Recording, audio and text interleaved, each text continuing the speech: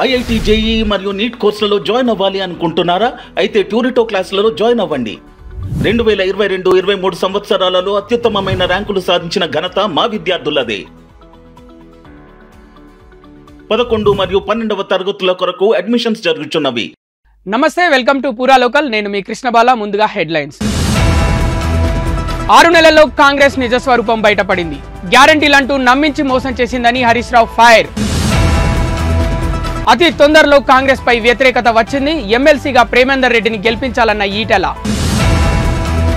BRS హత్య రాజకీయాలు చేయొద్దు, శ్రీధర్ రెడ్డి హత్యపై దుష్ప్రచారం చేస్తున్నారన్న జూపల్లి. కాంగ్రెస్ ఎమ్మెల్సీ అభ్యర్థి పచ్చి బ్లాక్ మెయిలర్, విద్యావంతుడు రాకేష్ రెడ్డిని ఆశీర్వదించాలని కేటీఆర్ పిలుపు. కవిత బెయిల్ పిటిషన్ విచారణ వాయిదా. మే 20న ఈడీ సిబిఐ వాదనలు వింటామన్న కోర్టు.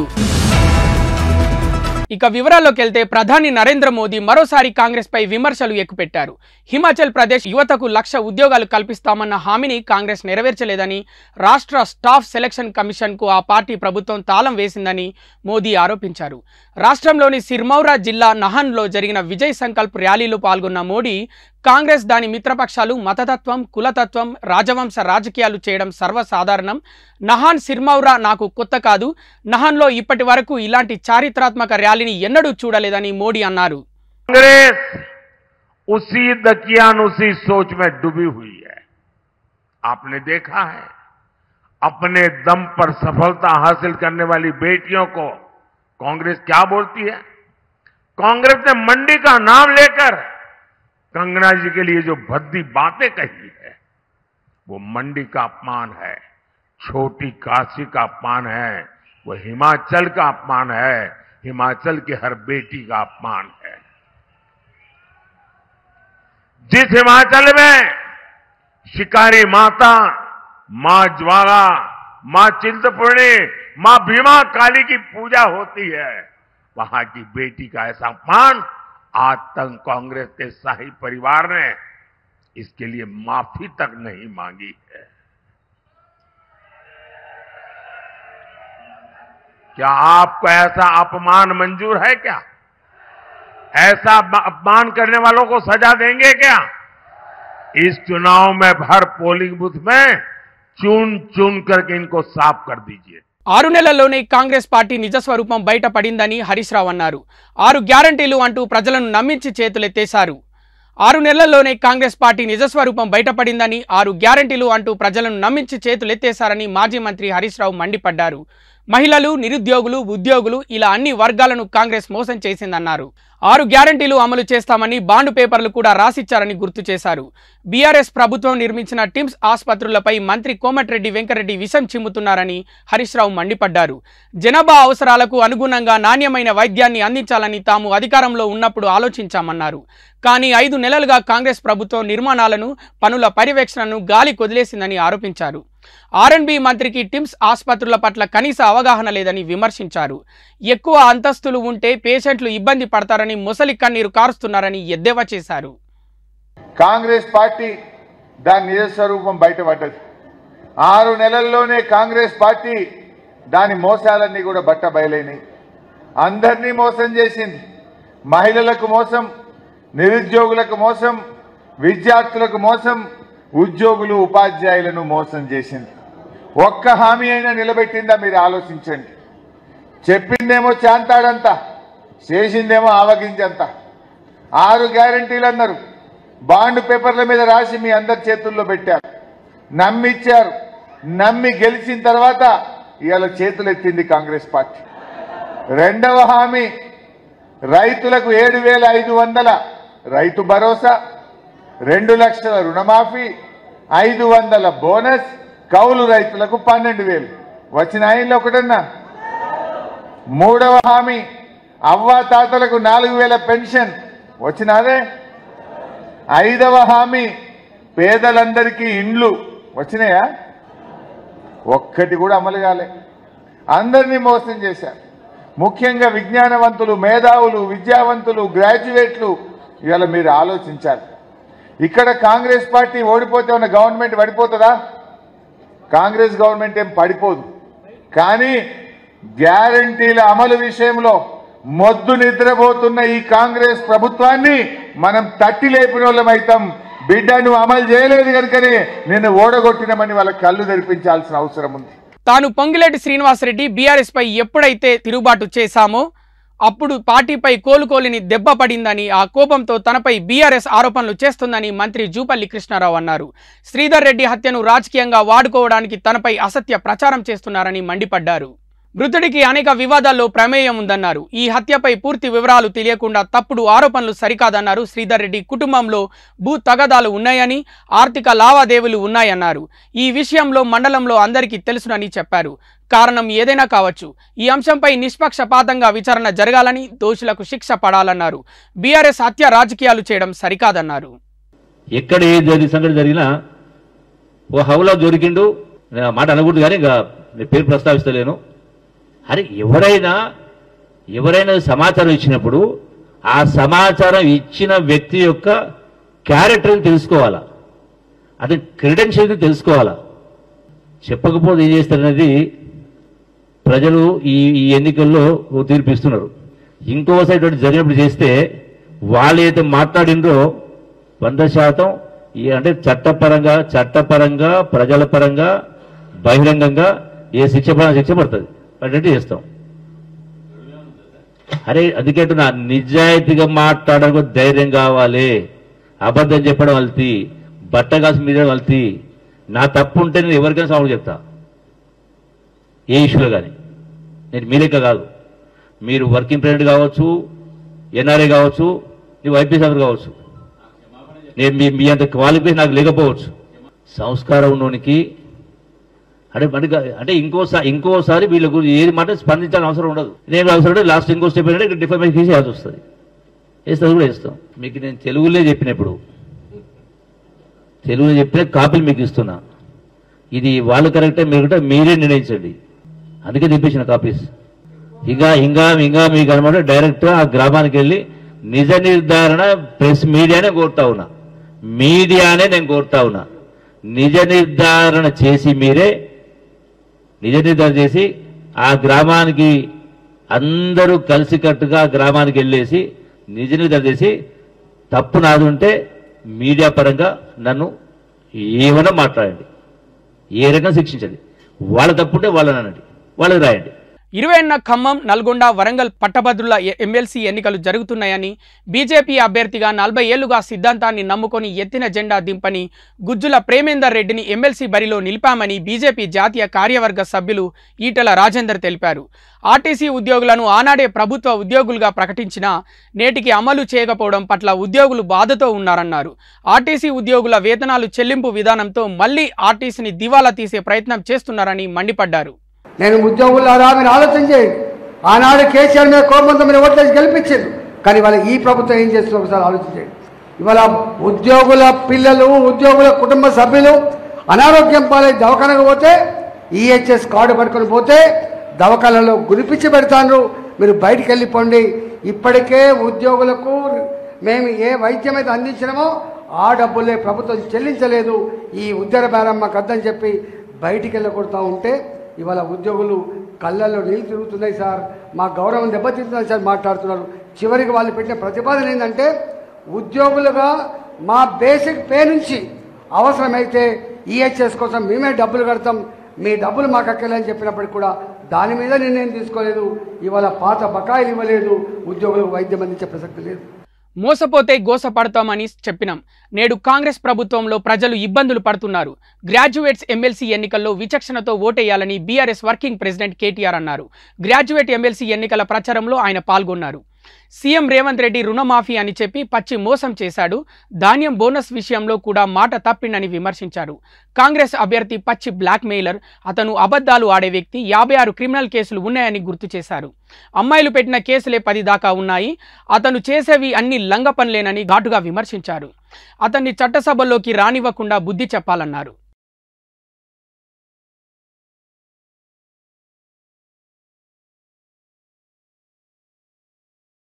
నల్గొండ, ఖమ్మం, వరంగల్ జిల్లా గ్రాడ్యుయేట్ ఎమ్మెల్సీ ఉప ఎన్నిక పోలింగ్ ఈ నెల 20న జరగనున్న నేపథ్యంలో ఆ 3 ఉమ్మడి జిల్లాల పరిధిలోని రాష్ట్ర, కేంద్ర ప్రభుత్వ ఉద్యోగులకు కేంద్ర ఎన్నికల సంఘం సెలవు ప్రకటించింది. ఓటు హక్కు వినియోగించుకోవడానికి వీలుగా ఈ నిర్ణయం తీసుకున్నట్లు రాష్ట్ర ఎన్నికల ప్రధానాధికారి కార్యాలయం ప్రకటించింది. ఈ నిర్ణయంతో నల్గొండ, సూర్యాపేట, భువనగిరి, జనగామ, హన్మకొండ, వరంగల్, మహబూబాబాద్, ములుగు, భూపాలపల్లి, ఖమ్మం, కొత్తగూడెం, సిద్దిపేట జిల్లాలోని ఉద్యోగులు, ఉపాధ్యాయులకు సెలవు లభించనున్నది. ప్రైవేటు కంపెనీల్లో పనిచేస్తున్న ఉద్యోగులకు మాత్రం సెలవు ఇవ్వడానికి ఈసీ నిబంధనలు లేవని వివరించిన సీఈఓ ఆఫీస్ ఓటు వేసేందుకు వీలుగా పని గంటల్లో వెసులుబాటు కల్పించాలని, ప్రత్యేక పర్మిషన్ ఇవ్వాలని యాజమాన్యాలకు సూచించింది.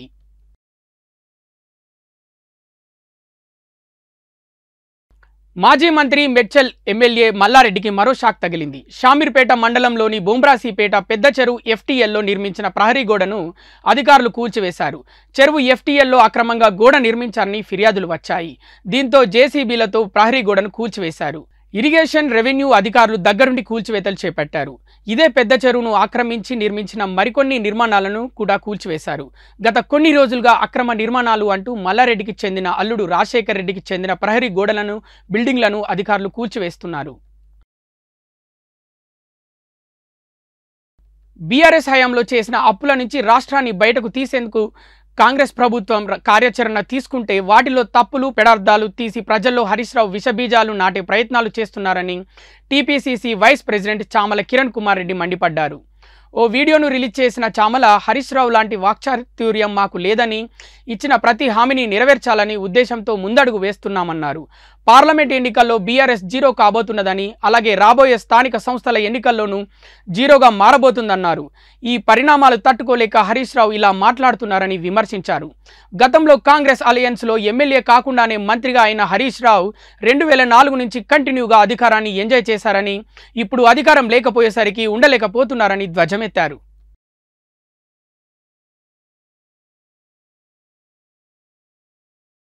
లిక్కర్ పాలసీ కేసులో బీఆర్ఎస్ ఎమ్మెల్సీ కల్వకుంట్ల కవిత దాఖలు చేసిన పిటిషన్పై విచారణ మే 27కు వాయిదా పడింది.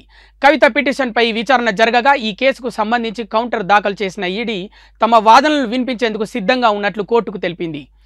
అయితే సిబిఐ మాత్రం కౌంటర్ దాఖలుకు గడువు కోరింది. బెయిల్పై మే 20న కౌంటర్ దాఖలు చేస్తామని, జూన్ 7న ఛార్జిషీట్ దాఖలు చేస్తామని సిబిఐ కోర్టుకు తెలిపింది. ఇదిలా ఉంటే ఈ కేసులో కవిత పాత్ర గురించి దర్యాప్తు సంస్థ చెప్పిన విషయాలపై కవిత తరపు న్యాయవాది కోర్టుకు వివరించారు. ఆదివారం సాయంత్రం లోపు కౌంటర్ కాపీని కవిత న్యాయవాదికి మెయిల్ ద్వారా ఇవ్వాలని హైకోర్టు ఆదేశించింది. సోమవారం ఈడీ, సిబిఐ 2 కేసుల్లోనూ కవిత తరపు వాదనలు పూర్తి చేయాలని సూచించిన కోర్టు ఈ నెల 27న ఈడీ, సిబిఐ వాదనలు వింటామని న్యాయమూర్తి తెలిపారు. అనుమతి తీసుకున్న మేరకు మట్టిని తరలించకుండా దానికి విరుద్ధంగా పెద్ద మొత్తంలో మట్టిని తరలిస్తున్న టిప్పర్లను, భారీ యంత్రాలను రెవెన్యూ అధికారులు స్వాధీనం చేసుకుని పోలీసులకు అప్పగించారు. మరో కేజీఎఫ్ తరహాలో మట్టి దందా జరుగుతుంది. ఈ మేరకు పెద్దపల్లి జిల్లా రామగుండం కార్పొరేషన్ పరిధిలోని అల్లూరు గ్రామ శివారులో ఉన్న చెరువులోని మట్టిని తీసేందుకు ఇటీవల రాఘవాపూర్లోని మల్లికార్జున బ్రిక్స్ కంపెనీ 2000 మెట్రిక్ టన్నుల మట్టిని తీసేందుకు అనుమతి తీసుకుంది. అయితే నిర్ణీత సమయంలో నిర్దేశించిన టిప్పర్లను ఏర్పాటు చేసుకోవాల్సిన బ్రిక్స్ కంపెనీ వారు నిబంధనలకు విరుద్ధంగా ఇష్టానుసారంగా మట్టిని తరలిస్తున్నారు.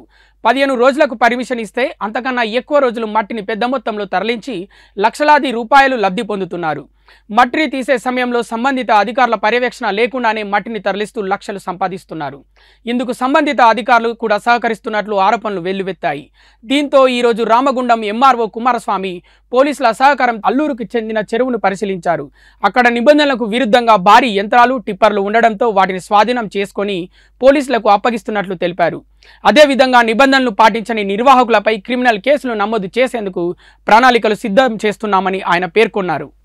ఈరోజు అల్లూరు చెరువులో ఈ మల్లికార్జున స్వామి బ్రిక్స్, ఎంఎస్బి బ్రిక్స్ వారు ఒక 2000 మెట్రిక్ టన్నుల యొక్క గ్రావెల్ను డీసిల్ట్ చేయడానికి ఎగ్జిక్యూటివ్ ఇంజనీర్ గారు అనుమతి పత్రాన్ని తో ఇక్కడ శాండ్, గ్రావెల్ని ట్రాన్స్పోర్ట్ చేయడానికి వెహికల్స్ని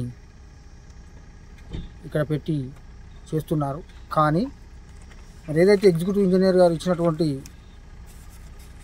కండిషన్స్ పాటించకుండా, రిజిస్టర్స్ మెయింటైన్ చేయకుండా డైలీ ఎంత గ్రావెల్ తీస్తున్నారు, అది డైలీ కన్సల్ట్ పర్మిషన్ ఇచ్చిన అథారిటీ కానీ లోకల్ తహసీల్దార్స్ కానీ ఇంటిమేషన్ ఇవ్వకుండా రూల్స్ పాటించకుండా ఇక్కడ గ్రావెల్ డీసిల్ట్ చేస్తున్నారు. కాబట్టి ఇక్కడ ఉన్నటువంటి వారి లోడెడ్ వెహికల్స్ అన్నిటి కూడా ఇక్కడ సీజ్ చేసి పోలీస్ వారి కస్టడీకి లెటర్ పెడుతున్నాము. వారిపై తదుపరి క్రిమినల్ చర్యలు తీసుకోవడానికి కూడా సంబంధిత శాఖ ద్వారా వారిపైన క్రిమినల్ చర్యలు కూడా ఉపక్రమించడం జరుగుతుంది. పర్టికులర్గా ఎన్ని వెహికల్స్ అన్నాయని ఇందులో వీళ్ళు ఇచ్చినటువంటి క్వాంటిటీ 2000 మెట్రిక్ టన్స్ అండి.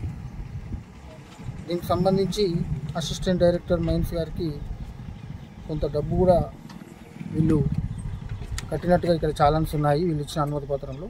పర్టికులర్గా ఎన్ని వెహికల్స్ అండి 2000 మెట్రిక్ టన్స్. బట్ కాకపోతే వీళ్ళు ఇక్కడ ఏదైతే ఈ గ్రావెల్ను తీస్తున్నారో అది ఒక్క నిబంధన కూడా లోబడకుండా వీళ్ళు ఈ రకంగా డ్యూ ప్రొసీజర్ ఫాలో కాకుండా చేస్తున్నారు. కాబట్టి వీరిపైన పెనాల్టీ విధించడం జరుగుతుంది. అదేవిధంగా క్రిమినల్ చర్యలకు కూడా వీరిపైన పెట్టడం జరుగుతుంది. పెద్దపల్లి జిల్లా కేంద్రంలో ట్రాన్స్జెండర్స్ ఆధ్వర్యంలో ఏర్పాటు చేసిన జల్సా కార్యక్రమానికి రాష్ట్ర నలుమూలల నుండి ట్రాన్స్జెండర్స్ కమిటీ హాజరై జల్సా వేడుకలు ఘనంగా నిర్వహించుకున్నారు.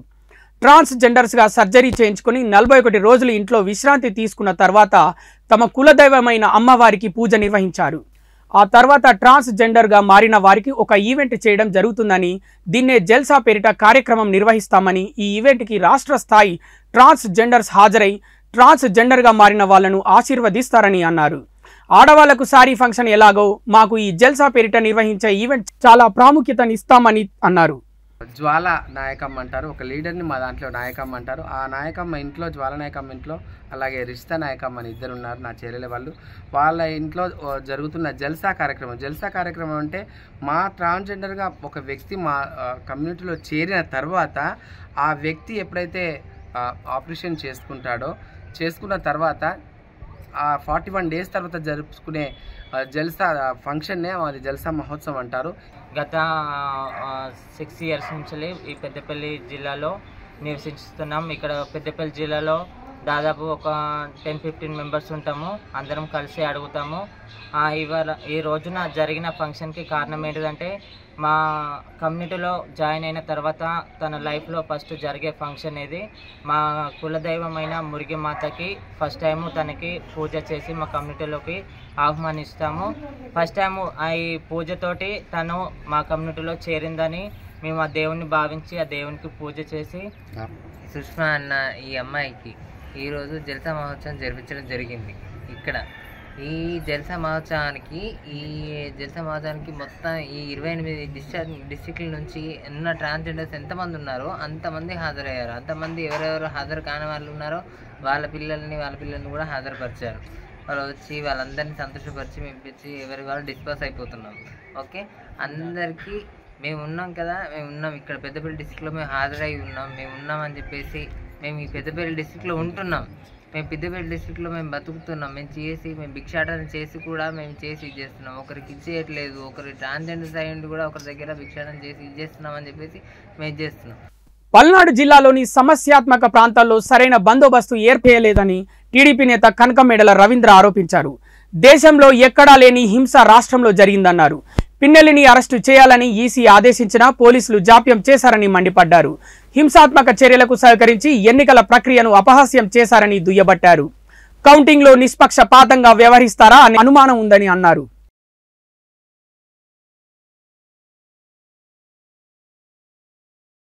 ఈ మధ్య కొంతమంది యువత అదేదో ట్రెండ్ అన్నట్టుగా రోడ్డుపైనే తాగుతున్నారు. దీంతో ఇతరులను ఇబ్బందులకు గురి చేస్తున్నారు.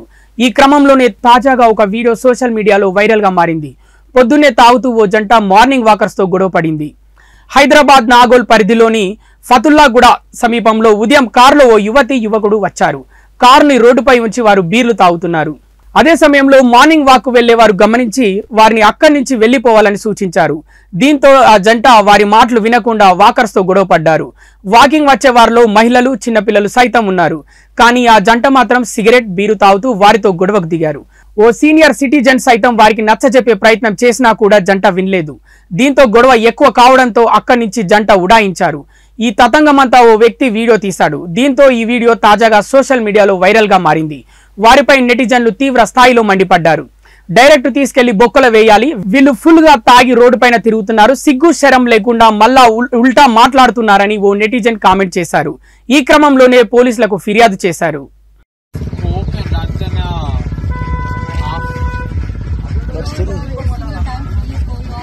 మీరు వెళ్ళండి అమ్మా, పడేసి మీరు వెళ్ళిపోండి. No, I won't stop, I won't stop. No.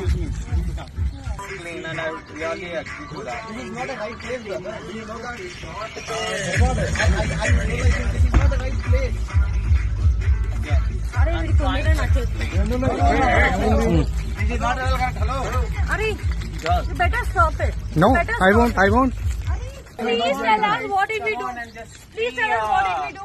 I don't know. Did we disturb you? This is the place to do it. Do you have a designation to this place? Yes, it is.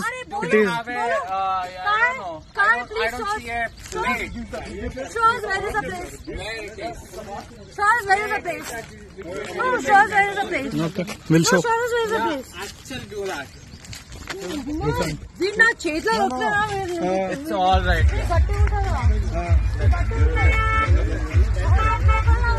All right, guys. Just go on with your life. Maybe. సిగ్గుండే వాళ్ళది పని చేయరు. సిగ్గుండే వాళ్ళు కొద్దిగా mind పని చేయరు.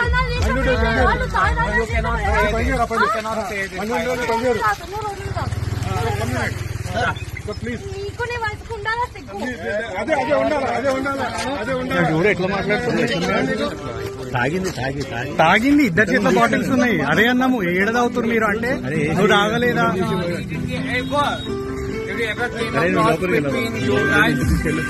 Answer me this. Did we ask any question to you all? No. Ask anyone else. Hey. You better stop that recording. No, I won't. You're gonna hit. I won't. Okay? Do you think you don't drink? No. So just because you don't drink, you could have done. Arey, this food చూపిస్తా, ఎవరు చూచానో చూపిస్తా, station లో చూపిస్తా. ఉంది recording చేసిన. Like I said, if I wanted to hide this, I would have. Okay, I would have actually poured this into a Coke bottle, and you have really never assumed that I was drunk at all. Just because I'm holding a drink bottle, and you really assume that you are actually drunk. ఇక్కడ ఉండేటానికి రాలేదు. మేము regular గా walking చేస్తాం, కానీ ఇట్లాంటిది ఎప్పుడు చూడలేదు. ఎప్పుడు చూడలేదు. ఈ టైంలో ఇదేమన్నా ఒకటి చెప్తున్నా, నమస్తే, చాలా ఎడ్యుకేట్ చదువుకున్న వాళ్ళు మీరు. నెక్స్ట్ అదే మా పిల్లలు అయిన ఉంటే అదే అమ్మ అదే చెప్తా. Let me finish. అదే మా పిల్లలు అయిన ఉంటే అమ్మ నేను చెప్తున్నా, అదే నా పిల్లలు ఇలా చేస్తే చెప్పుకొని తంత పబ్లిక్ లో నా పిల్లలు గాని ఇలా చేస్తే very good. Delhi CM Arvind Kejriwal సహాయకుడు బీబవ్ కుమార్ తనపై దాడి చేశాడని కేసు పెట్టిన రాజ్యసభ ఎంపీ స్వాతి మల్వాల్ తాజాగా మరో కీలక వ్యాఖ్య చేశారు. తాను రాజ్యసభ ఎంపీ పదవికి రాజీనామా చేసే ప్రసక్తే లేదన్నారు. వాళ్లకు ఎంపీ సీట్ కావాలంటే తనను అడిగి ఉండాల్సిందని, కావాలంటే తన ప్రాణాలైనా ఇచ్చుండేదాన్ని అని చెప్పుకొచ్చారు. ఎంపీ సీట్ చాలా చిన్న విషయమని, తన కెరీర్ ని పరిశీలిస్తే తెలుస్తుందని, తాను ఏ రోజు పదవుల కోసం ఆశపడలేదని ఆమె అన్నారు. और तफसील और विस्तार से बताया है कि उनके साथ क्या कुछ हुआ। और ये बहुत ही अफसोस की बात है और शर्म की बात है कि स्वाति जी को कहना पड़ रहा है ये कि मेरे साथ बदतमीजी हुई। और उन्होंने जो वीडियो रिकॉर्डिंग की वो लंबी थी दरअसल, लेकिन काट छाट कर, ताकि उनकी बदनामी हो, ताकि दिखाया जाए कि वो बिल्कुल ठीक ठाक थी। हालांकि उनके साथ दुर्व्यवहार हुआ था, बदतमीजी हुई थी, हाथापाई हुई थी और गाली गलौज हुआ था, लेकिन उसका कहीं जिक्र नहीं किया, ना तो विभव की तरफ से, ना उनके जितने भी मंत्री हैं उनकी तरफ से। तो जिस तरह से अपनी व्यथा सुना रही है और बता रही है कि उन्होंने हमेशा महिलाओं के लिए काम किया है और क्या फर्जी केस से वो डरेंगी। लेकिन देखिए, सबसे ज्यादा शर्मनाक वो है किस तरह से दिल्ली की ही एक आतिशी जो उनकी मंत्री हैं, सौरभ भारद्वाज हैं, उनके सारे प्रवक्ता हैं और उनके सारी ट्रोल आर्मी है, भेड़ियों की तरह उनके ही कैरेक्टर को असैसिनेट करने में लग गई, विक्टिम शेम करने में लग गई। बोलिए, भाजपा ये प्रायोजित कर रही है उन्होंने ये भी कहा, मैंने तो सुना, मैंने तो इस पर काफी बात की, तो सारे आम आदमी पार्टी के सारे प्रवक्ता क्या बोले कि 2016 का केस है और भाजपा उनको ब्लैकमेल कर रही है। तो भाजपा ब्लैकमेल भी कर रही है, भाजपा प्रायोजित भी कर रही है, ये भाजपा की एजेंट भी है। लेकिन उन्होंने बताया कि 2016 का मामले में 2017 में चार्जशीट भी हो गई, उनका नाम उसमें नहीं है। उसके बाद 2 बार अरविंद केजरीवाल ने उन्हें महिला आयोग का अध्यक्ष बनाया है। పోలింగ్ జరిగిన 48 గంటల్లోగా ప్రతి పోలింగ్ స్టేషన్ లో ఎన్ని ఓట్లు పోలయ్యాయని బూత్ ఓటర్ల డేటాను ఎన్నికల సంఘం వెబ్సైట్ లో అప్లోడ్ చేయాలని ఏడీఆర్ ఎన్జీఓ సంస్థ సుప్రీంకోర్టులో పిటిషన్ వేసింది. అయితే అభ్యర్థనను సుప్రీంకోర్టు తిరస్కరించింది. ఆల్రెడీ 5 ఫేజుల ఎన్నికలు అయిపోయినందున ఇలాంటి తాత్కాలిక ఆదేశాలు ఇవ్వలేమని కోర్టు స్పష్టం చేసింది. ఈసీ వెబ్సైట్ లో ఫారం 17C డేటాను అప్లోడ్ చేయాలన్న అప్లికేషన్ను కోర్టు కొట్టిపారేసింది. జస్టిస్ దీపాంకర్ దత్తా, జస్టిస్ సతీష్ చంద్ర శర్మలతో కూడిన ధర్మాసనం ఈ తీర్పును వెలువరించింది. బూత్ డేటాను అప్లోడ్ చేస్తే ఓటర్లు అయోమయంలో పడొచ్చని ఎన్నికల సంఘం కోర్టులో వాదించింది. ఫారం 17C డేటా కేవలం అభ్యర్థి లేదా బూత్ ఏజెంట్కు మాత్రమే ఇస్తామని ఎన్నికల సంఘం తెలిపింది.